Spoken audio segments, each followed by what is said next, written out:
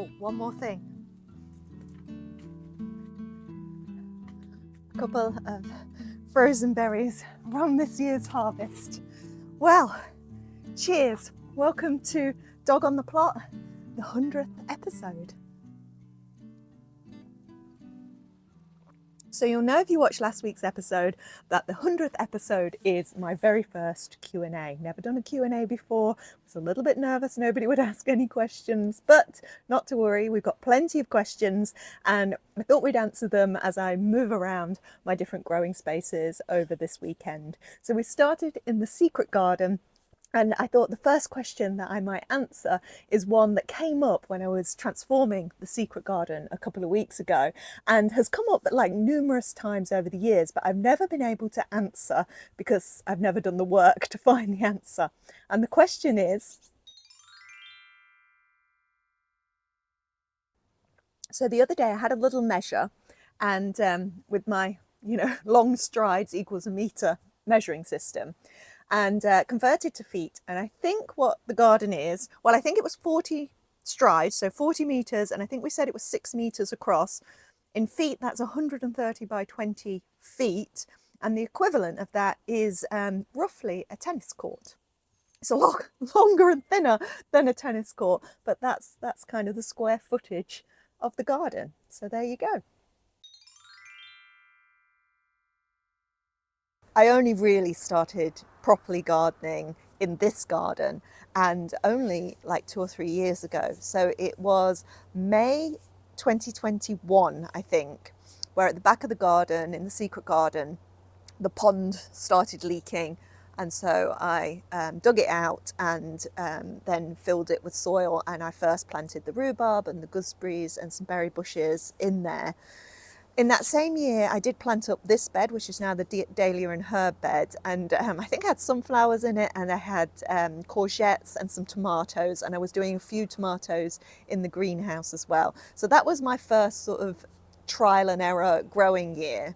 And really when, I was bitten by the bug. So it was at the end of that year that I put in the first of the raised beds in the middle of the garden. Mark put them in for me. And so the following year, 2022, was when I had my first real growing season in this garden, and I properly grew tomatoes in the greenhouse. I had veg in those raised beds, and I kept adding the raised beds throughout that year. And of course, the other thing that I was growing in 2022 was my pumpkin patch in the front garden. And that was just fabulous. I think if anything made me want to continue gardening, it was that pumpkin patch.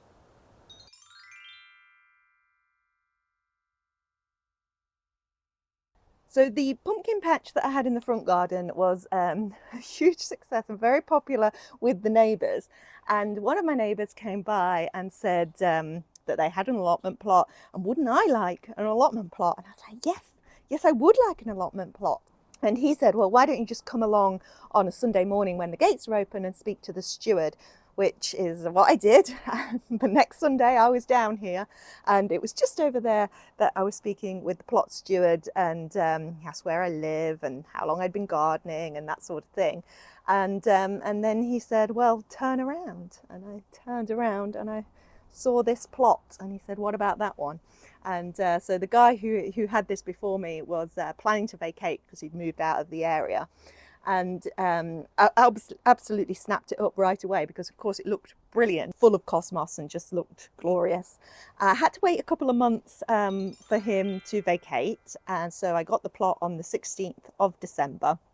And the very day that I got the plot, I set up the camera, started filming, and I guess the rest is history. 100 episodes of history.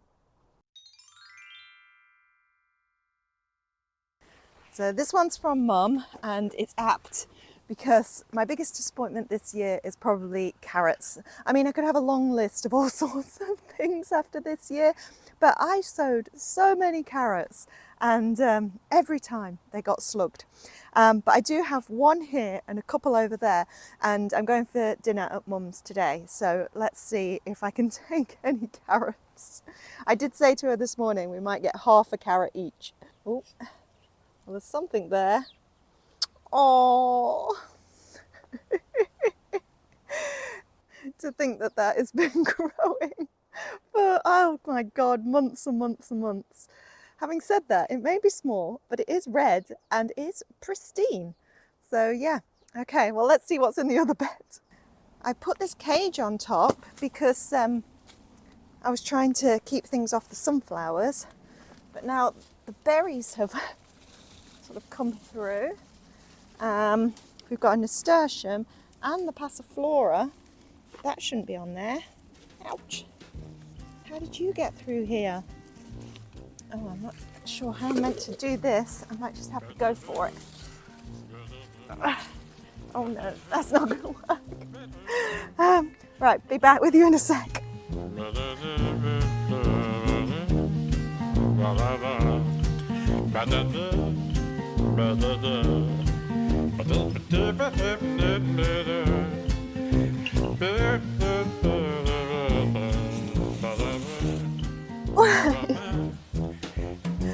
Oh dear. Right, back in business. So we've got a one purple. What else have we got in here? This one looks quite big. This is promising.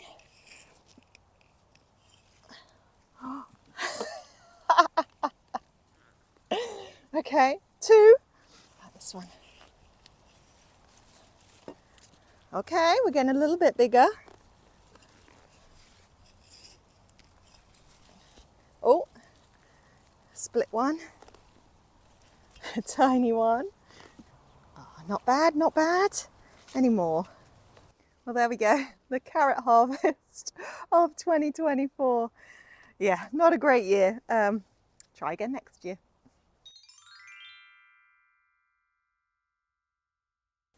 So thank you to Ali for asking this question, and I thought it only appropriate to be answered while I'm here saving my tomato seed, because I am really looking forward to growing more tomatoes next year. I think I grew about 20 different varieties this year, I guess, and yeah, I just want to try. There are so many varieties of tomato and you hear such good things about them.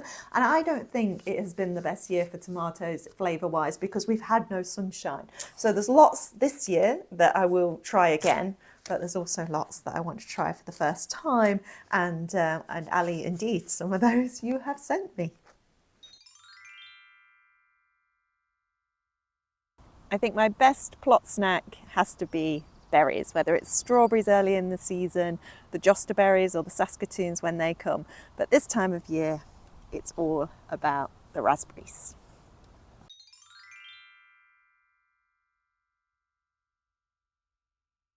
This question comes from Claire, and yeah, Claire, I'm going to grow all the things that you grew successfully and I failed at. So in a sense, I'm not growing anything new. I'm just trying again. So I'm going to try again at loofahs, try again at a chocha. I'm going to try again at melons. I still don't have a cucamelon, so we'll try again with that. Anything new though? I'm not sure. I'm going to throw that question back at you. Not just Claire, everyone. What do you think I should grow next year that I haven't grown before?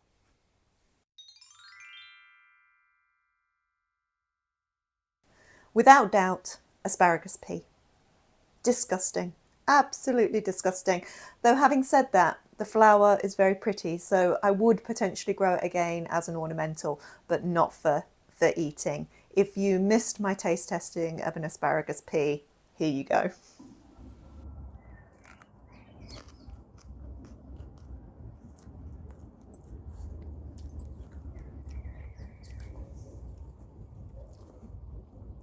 Yeah, it's not pleasant.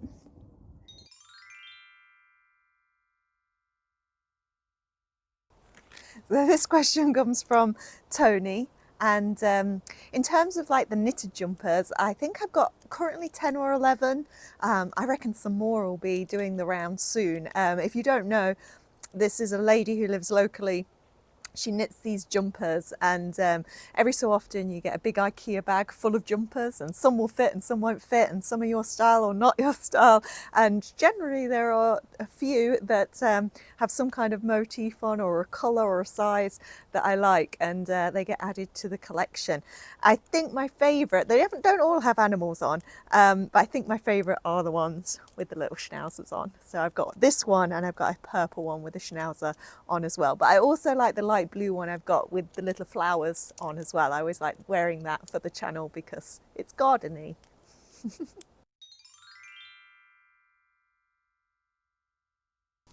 So this is Rachel's question, and the answer is a lot of kale. I actually don't know what all my brassicas are. So I know the Cavolo Nero is definitely kale, but some of these may be kale, there may be other different kinds of brassicas. But yeah, there's the perennial kales as well. There's a lot of kale. And actually another question I got was, I would say kale. I would go for kale. It's delicious if you like kale. If you don't, but it's way easier than other brassicas, much easier than trying to do broccoli or calabrese or things. And yeah, once you've put it in, it just continues to grow. You harvest the bottom leaves and up it comes. Plus it doesn't mind the cold weather. So yeah, my beginner veg then is kale.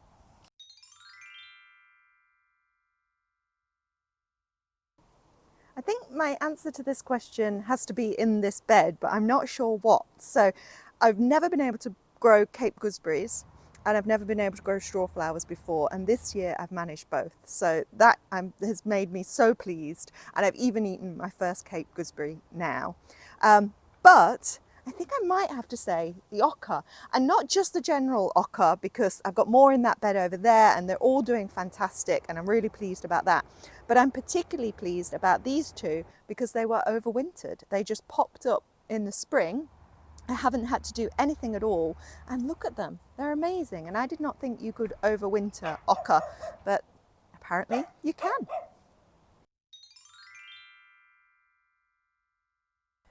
This might be the easiest question of them all.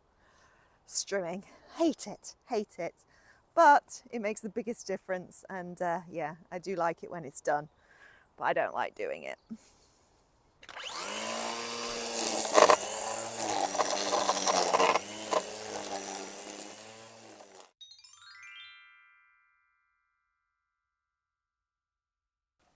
Thanks for that question, Jackie. Yes, well, it's kind of. So every year I do August Eatin, hashtag August Eatin. It's just finished. And during the month of August, I don't do any food shopping and just try and live from the garden, from the allotment, and what I already have in the house. But actually, it's September where I seem to have the most produce rather than August. September is when the tomatoes really start coming, cucumbers are still coming. This year I've had loads of courgettes, the main crop potatoes you start to lift. So definitely I would say my most abundant month is September.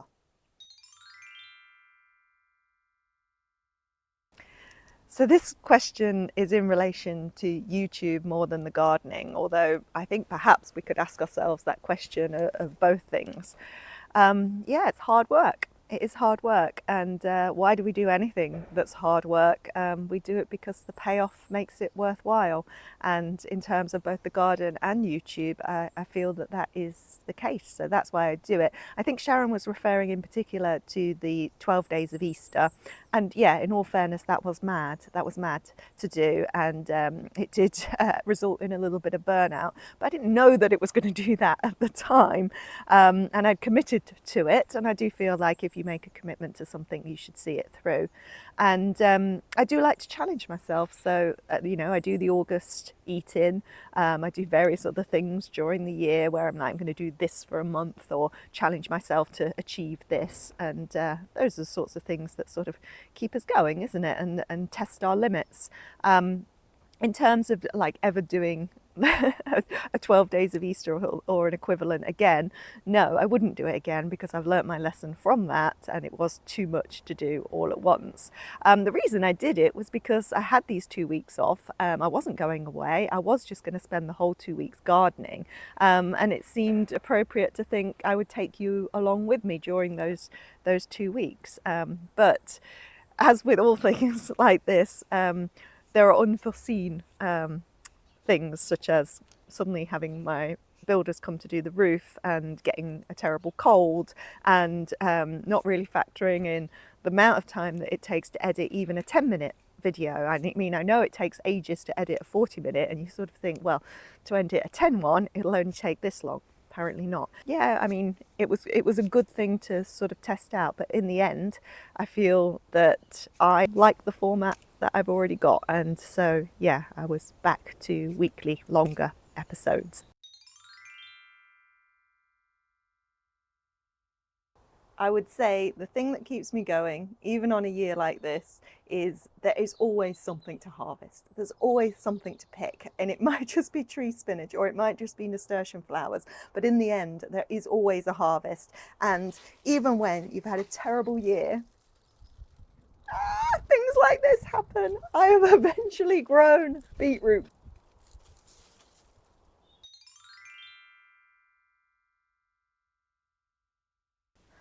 So this is my first year growing chilies at scale, and I'm starting to get a really nice harvest. But obviously I'm in the Midlands, and I'm growing in a greenhouse, so my conditions are different to you, Sharon. But I knew who I could ask, the guru of Scottish gardening, that is Eli. So I messaged Eli and Kate, and this is what she told me. So if you want to grow a dwarf plant on your windowsill, then she recommends razzmatazz, which, what a great name. It's compact, it has small chilies, but they're in all different colours. It sounds fantastic. I think I might have to grow it as well. And if you did want to grow a full-size plant, might dominate your windowsill, but if you did, then she says go for Agi de Colorado Alpino. I'll put these in the description below, and she says you can get seed for that in Scotland from a plant that is grown in Scotland, so is adjusted to those conditions. So I hope that helps, Sharon, and thank you, Eli.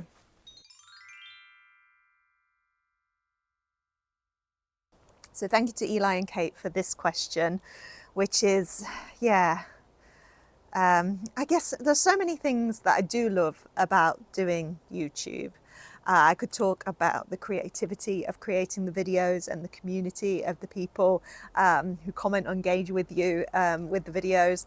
But I guess the thing that I've loved most is, I guess I could also talk about the sort of immediate gratification that you get from YouTube and you don't find most places else in life. But the thing that stands out for me is the friends that I've made. I don't know that when I started, I expected to make genuine friends through YouTube, and yet I have. There's people I speak to every single day. There's people who've helped me and supported me, and I hope I've done the same for them. And yeah, I don't know that I had expected that, and I'm really grateful for it. So hate, I think what I hate is the pressure of putting out the videos, and it is entirely self-imposed. But you do tend to feel that you need to keep momentum going. So you set yourself like a weekly vlog or whatever, and you want to try and hit that every time. And there's pressure that comes along with that, because it is incredibly time consuming to do YouTube, or the way in which I'm doing it anyway. Yeah, it takes a lot of time. If you're thinking of starting a channel, don't go into it lightly, you know. Understand that this is a huge commitment if you're going to stick with it, and it will take up a big chunk of your week every week. So I was expecting this question, obviously. This poor greenhouse. It's a bit difficult to talk about the greenhouse at the moment because you may know that this greenhouse was gifted to me, and the chap from the plot who gifted me this greenhouse was very tragically killed a couple of weeks ago. So So I don't want to talk about that on the channel. I don't know that it's my place. But to say that it would be nice to sort of finish the greenhouse in his memory now. And I'm pleased that I have been able to grow stuff in it this year. And thank you to Mark as well, of course, for helping me put the greenhouse together and put the 6 panes of glass that are in there. So obviously I would like to get it finished. I would like to get it looking nice. I don't think I'm going to do it this side of winter. I think there doesn't seem much point, but certainly for the spring, that would be my hope, that the greenhouse would be fully glazed, have beds inside, and I'll be growing in it next year. So this was my cousin's question, because she's harvesting stuff out of her new allotment plot now and isn't sure what to replace that stuff with at this time of year. It also folds in a couple of questions from people. Kristen asked about cover crops. Hannah asked about whether I mend the soil during the winter or in the fall. What I'm doing right now is sowing some more seed. So I've got mustard seed here. I've got some spring onions. I've just done a few herbs and some winter lettuces. So a lot of them will come into here, into the greenhouse salad bar over winter. And I love this space over winter. Everything stays quite small for a long time, and then as soon as you get a little bit of warmth and sunshine in sort of February, March time, everything just bursts into life and you have this amazing abundance of food in the greenhouse until you have to take it all out to put the tomatoes in. What I've got already prepped for some of the beds on the plot and perhaps here in the home garden is brassicas, and that's mostly, I would say, what I grow over the winter is brassicas. I'm trying to think if there was anything else left on the plot over winter last year. The other thing in terms of cover crops that I put in is the field beans, and so that worked a treat last year. Some of the field beans I did take down early, so just use them like a green manure. Other ones I let to go to maturity, and I did harvest the pods, and I thought they were pretty tasty, to be honest, and they're so much hardier than broad beans. So I'll definitely be doing field beans again. Okay, well, I'm all set up to ferment my cucumbers. I picked them just yesterday from the outdoor plants. So these are the gherkin cucumbers. They're called Goblin. So I'm just going to do 2 small jars at the moment, and I'm going to put into them the dill. So I've got some little dill flowers. In fact, that's all my dill flowers. I didn't have much success at growing dill this year. So I'm going to divide those between the jars. And then I'm going to put in a couple of bay leaves. Apparently the tannins in bay leaves help to keep the cucumber crisp. That's what I've read. I've got elephant garlic going in and some of my chilies. And then I'm going to have a few mustard seeds. You can see I'm not measuring any of this. Oops. And then just a few peppercorns as well. Okay, so that's all my flavorings. And now I'm going to put in my pickles. Obviously that's too big to go in, so I'm going to chop them up. And the key to doing this is to keep everything tightly packed. So I'm just holding it on its side so that I can put each of the cucumbers in standing up. So this is just water and salt, Himalayan salt, and it's in a ratio of between 3 and 4%. Okay, so I made sure it was over 3% at least. And you just pour this over everything, making sure everything is submerged beneath the brine. So we'll put a little weight in the top, put the lids on, just finger tight, and then I'll leave them on the counter for at least a week, and I'll burp them every couple of days to see how they're going. And I'll have a little taste test, and if they taste nice, then they're done. Here we go. Lacto-fermented pickles.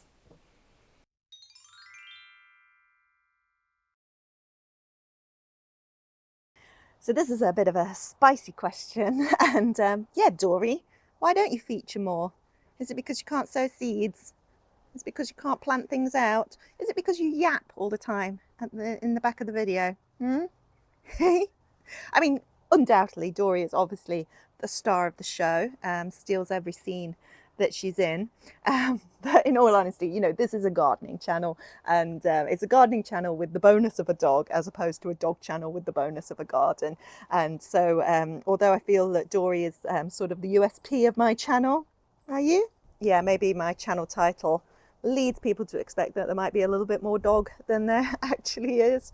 I could have called it Kerry on the Plot. It took me ages to come up with the name of the channel, and in the end I was just like, oh, I'll call it Dog on the Plot. So so that's what it is. And you are an integral part of the channel and of the journey, Dorie, aren't you? Yes, you are. Star of the show.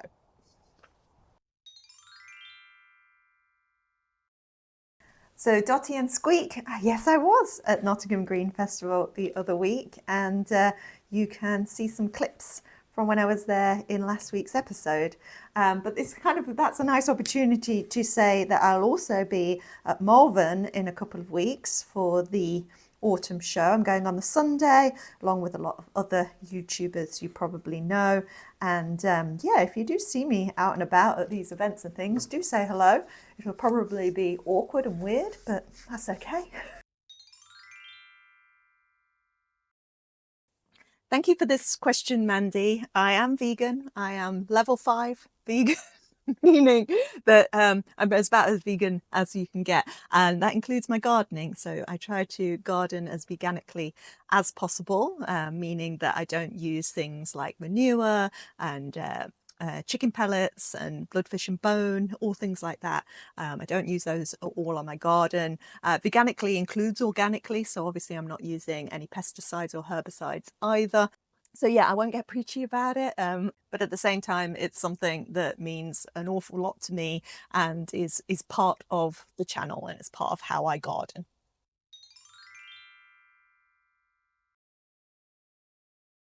So this question is from Mark, so it only seems fair to answer it in Mark's polytunnel, his new polytunnel.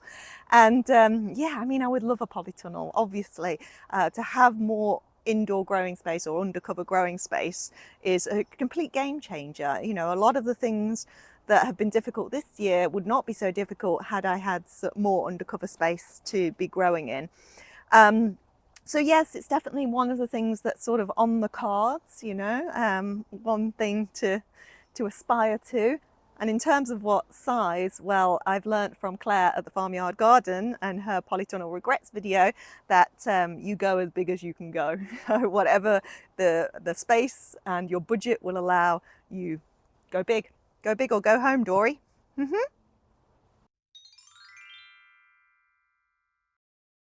No contest for this question, it's pumpkins. Pumpkins are my absolute favourite thing to grow. I love all the different varieties, the different shapes and sizes and colours and textures that they come in.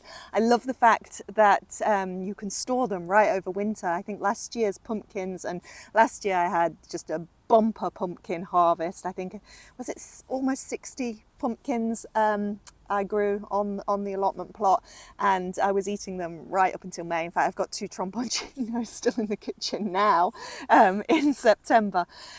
That's, I think, why it's hit me so hard this year, that I am not going to have a good pumpkin year. So the pumpkins got slugged.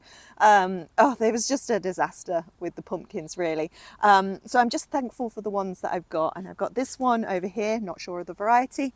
This one here, not sure of the variety. And I did notice earlier today, I do have one on the other arch as well. Very small, and again, not sure of the variety.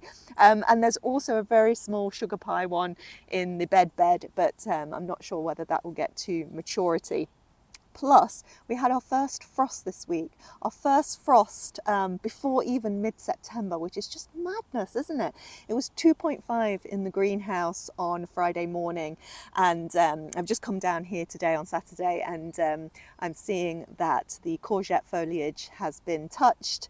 And although these pumpkins on the arches aren't too bad, I have been trimming off some of the leaves so the light can get to these anyway. But you can see the frost did get some of them, and the ones that are in the pumpkin bed, which we're never going to make pumpkins anyway, so it's no loss, but they have been completely taken out by that frost. So I mean, this has just been such a difficult season, and the cherry on the top of that is a frost before mid-September. My goodness.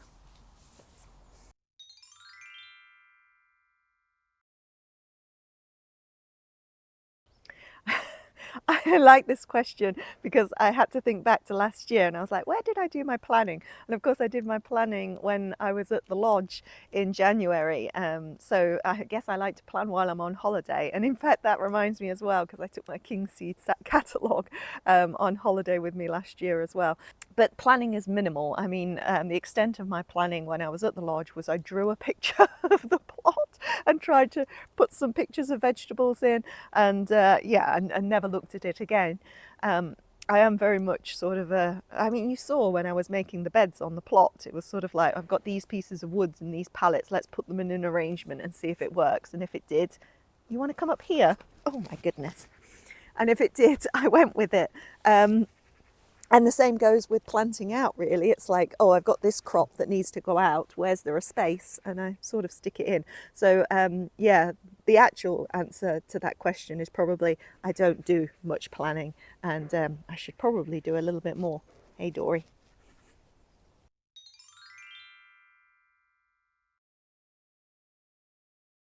I guess the answer to this one is not enough. That goes for the garden as well. Yeah, I spend whatever I can, and sometimes that's more, sometimes that's less, but definitely I could spend more. I could spend a lot more time on the allotment and the home garden to get it where I would like it to be. But I think I've learnt this year that I've just got to accept that I can't do everything, and some things will slide. But typically I would say I spend at least sort of one full day at the weekend either doing the allotment or the home garden, and then little bits throughout the week where I can fit them in. And sometimes you find you come down here just to eat a sandwich and not actually do much work.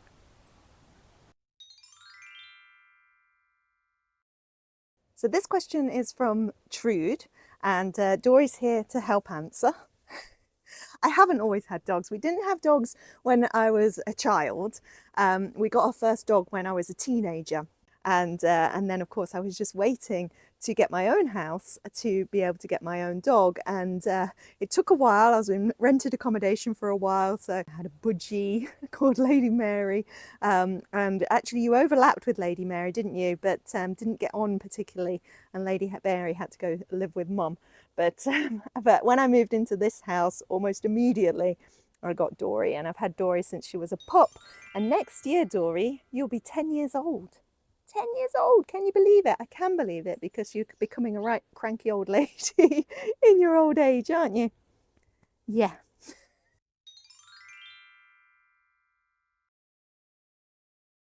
Officially, there are 92 allotment plots on our site. I am number 33, but some have split into two, so there are more like 100.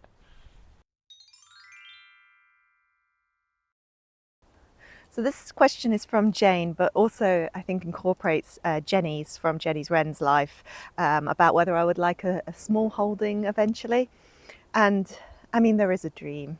There is absolutely a dream. It's a dream of a cottage in the countryside, a kitchen garden, room for an orchard, some rescued animals.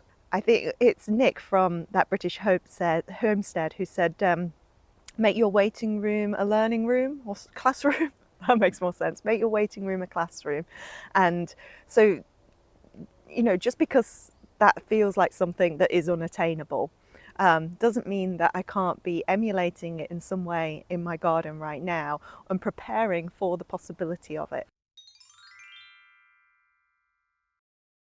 So this question comes from my nephew.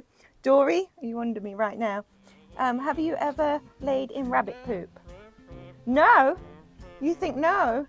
Well, we have evidence that suggests otherwise.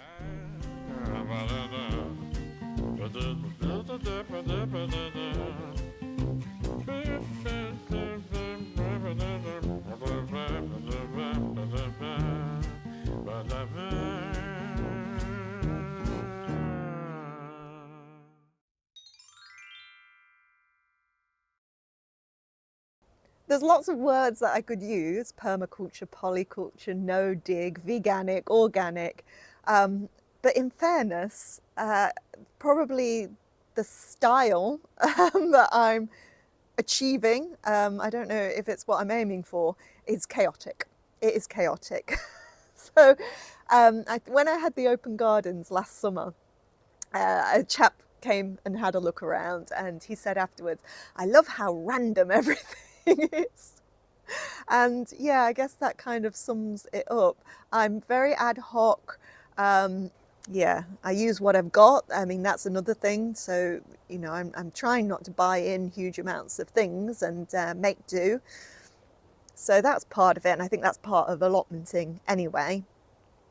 I guess I'm just going with the flow, and yeah, I'm taking from all these kinds of principles like the no dig or the minimal disturbance gardening. I'm obviously thinking about biodiversity in the garden, and I want my garden to be a healthy environment for other creatures, as well as an environment that will grow food and flowers. But I am a beginner, you know, and I am still figuring it all out. So I'm taking what I can get from lots of different sources and learning as I go along.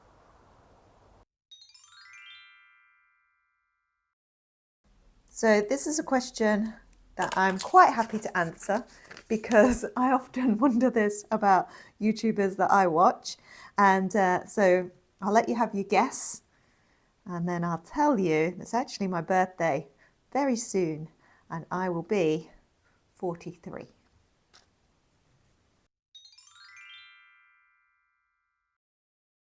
So this question was from Claire, and I think it's a really good question because it has been such a terrible season. And I do know a lot of people have given up. They just, you know, it was becoming so disheartening that it stops becoming an enjoyable hobby. And I think some people are just like, I'll try again next year and just call it quits for this year. And I can understand why that would be tempting. Certainly, I found it tempting at times this year, particularly when everything was being eaten by slugs. And yeah, absolutely. Doing the YouTube channel motivates me to do things that I might otherwise put off. I mean, for instance, the transformation of the secret garden at the back of the garden was a perfect example of this. No way I would have finished that if it wasn't for the video. So yeah, YouTube motivates me to do things. Would I have given up this year if I hadn't had the channel though? I don't think so. I really don't. I love the YouTube side of things, but I mean, it's the gardening part that is the hobby, that is the thing that I really want to be doing. Yeah, I guess what I've benefited from, not just the channel motivating me to do stuff so I've got stuff to show for you, but also all of your comments coming back to me, partly that you were also struggling, so that's always nice to hear. Well, it's not nice to hear, obviously it's not. I wish you weren't struggling, but it's good to know that you're not alone. And you know, in the same way that sometimes I might be motivating or inspiring for you, you are for me in the comments and seeing the views and knowing that people are watching. So YouTube has been definitely something that has supported me this year and kept me going, but I don't think I would have given up anyway.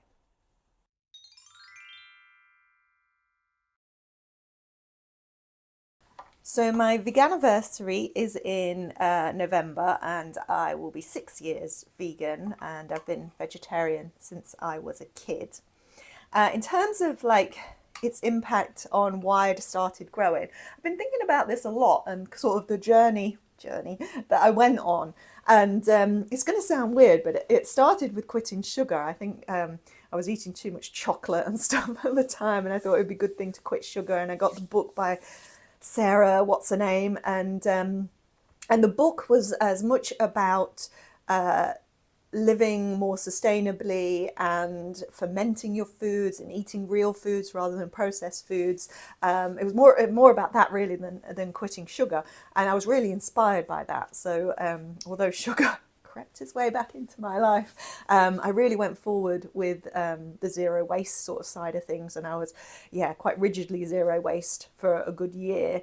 And that's what led me more to thinking about where your food comes from, thinking about eating locally. It also what led me to realise that you can't be vegetarian for the animals. If you're doing it for the animals, then you need to be vegan. And just generally sort of thinking more about how I consume in the world, and thinking about my my own health, but also planetary health, and all of these things sort of intersected and have in some way led me to this point where I'm growing my own food, I'm for the first time, canning my own food, fermenting food, and just enjoying fresh produce straight from the garden and the allotment. And yeah, it's I don't feel I'm exaggerating.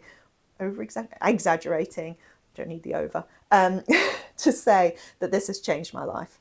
My life looks very different now than it did just a couple of years ago, and I love it. I love it.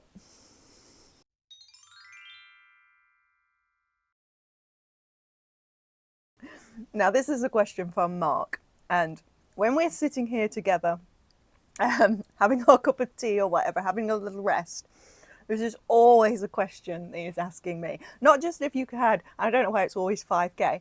I don't know whether it's 5K in the YouTube channel or 5K investment into the allotment plot. Yeah, he's pretty obsessed with this, and I never really know how to answer. In terms of the YouTube channel, I suppose what I should do is invest in some equipment, some better equipment, better mic, better camera, better tripod, get a drone. Wouldn't it be great to have some drone shots? I might have to borrow a drone off somebody at some point. In terms of the allotment plot, well, it's hard to say right now because I trimmed, the sun is shining, it's so green, it looks beautiful right now, and you think, oh, I would change nothing, it's great. But of course now I know the reality of this plot. I know what the soil's like, I know what a pain these grass paths are, I know about the flooding and all of that. So I think with an investment I would try and sort out the flooding, put in a French drain kind of thing, probably level the ground so it was nice and flat, but then put raised beds onto it so they're nice and level, have wood chip all between them. So yeah, getting a load of wood chip, getting a load of wood, getting a load of compost, and make it all look nice. Well, it's not even just about it looking nice, but being more workable, more easily workable, so that I'm coming down here and doing the fun parts rather than sort of, yeah, falling down moats, getting wet and having to strim. So that's what I would do with my 5K mark. I look forward to receiving it.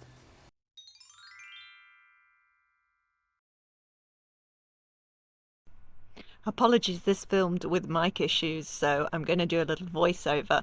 But I'm saying how wonderful it is to have amaranth on the plot and that I was really pleased to put it in. I haven't saved amaranth seed before. I've eaten the leaves in salads, but never actually saved the seed. I have eaten the seed that I bought, so you cook it like you would quinoa or buckwheat or millet or something like that. And I've used it in like nourish bowls as a base for nourish bowls and things like that. But as I said, I've not actually ever saved my own seed, so that's something that I'm looking forward to doing this year. Dorie, there's one here for you. Would I get a second dog? What do you think, little brother or sister? I think she likes being an only child.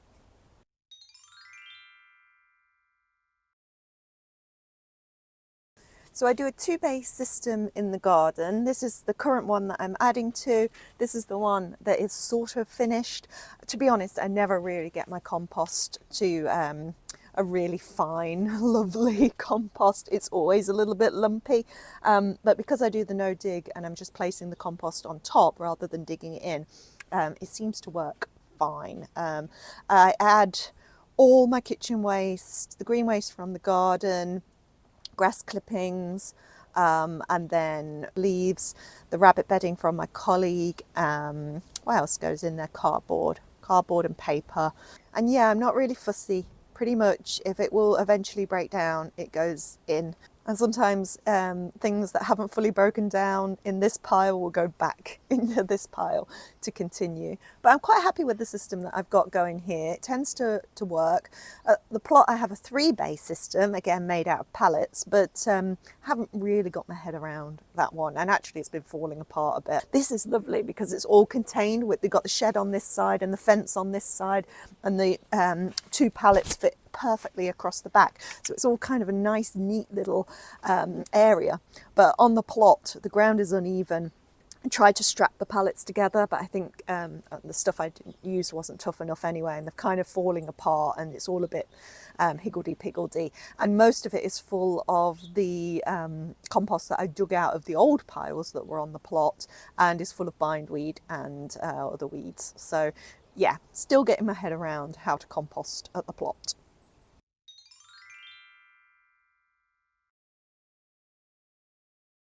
for this.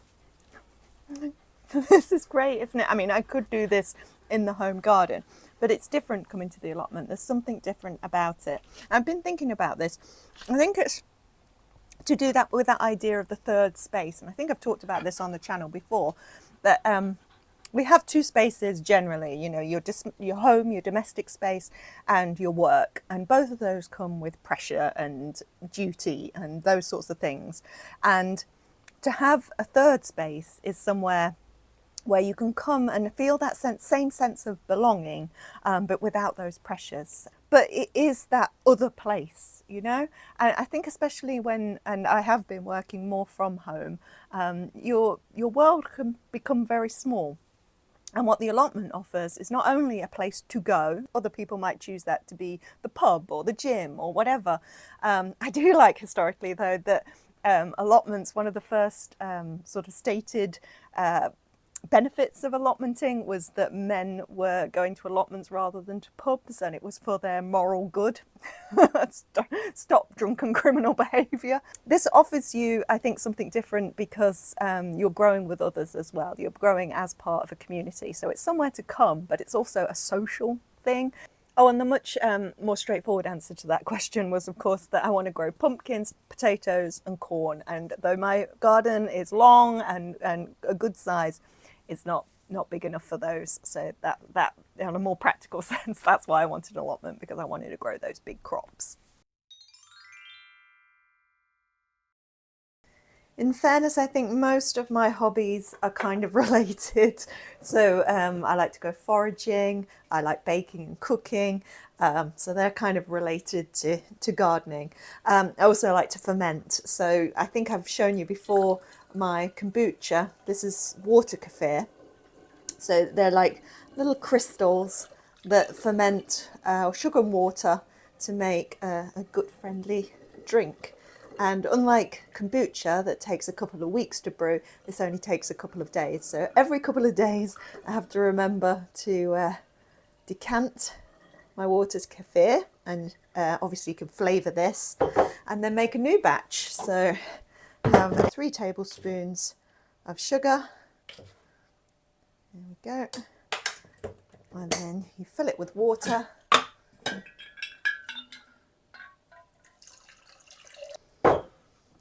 And the grains go back in. There we go. And then in another 2 days, be ready to do again.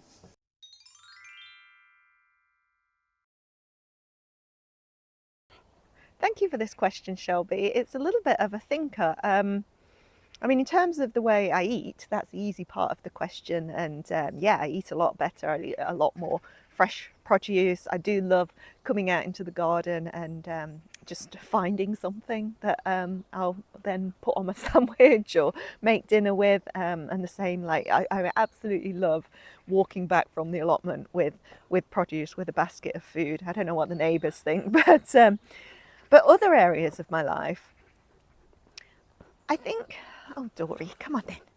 I think, well, this is a good demonstration, Dorie, patience.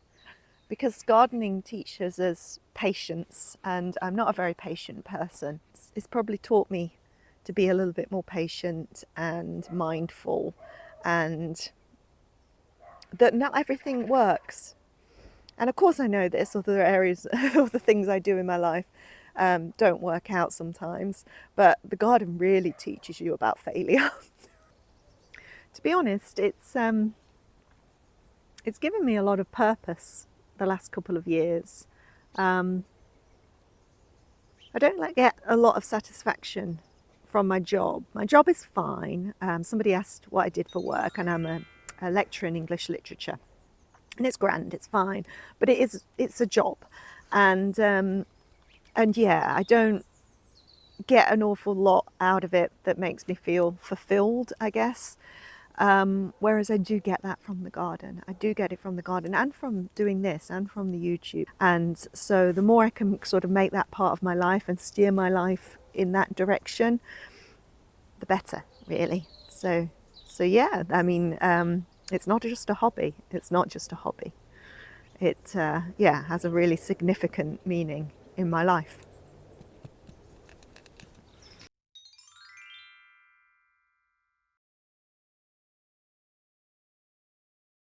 be honest with you, I'm not sure how I see my gardening spaces in the next 10 episodes. So I feel I'm at a fork in the road. Things could go either way. Everything could stay exactly the same as it has. My gardening spaces will all be pretty much the same. Or I could do something radical. I don't know. I don't know which way it's going to go yet. So watch this space.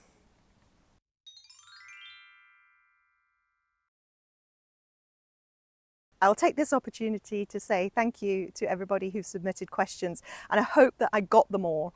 And if I missed any, please do just ask them again below, or if I missed putting your attribution on, I've had to merge some of the questions together, but I hope I've covered everything.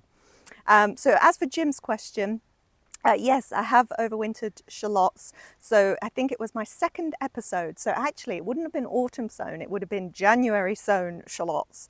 And they went into this bed here. I did onions, garlics and shallots all together. And at the time did not realize that this was one of the most floody areas of my plot. But they did survive and I did get an okay crop from those. Mark has done shallots this year, but I didn't bother this year and concentrated on the onions, although to no avail because I've had a terrible year for onions. But yeah, good luck with your shallots, Jim. Thank you to Michelle at Gardening with Addie and Chloe for this question.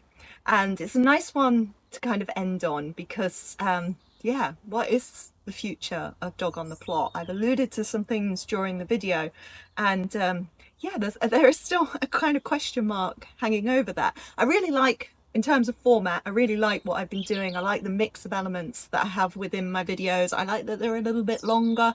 I know that's not to everybody's taste, but it suits me. I think if anything, it's the frequency of the videos that might have to give a little bit. And I've said this in the past and they're not followed through, and I continue to put out a video per week.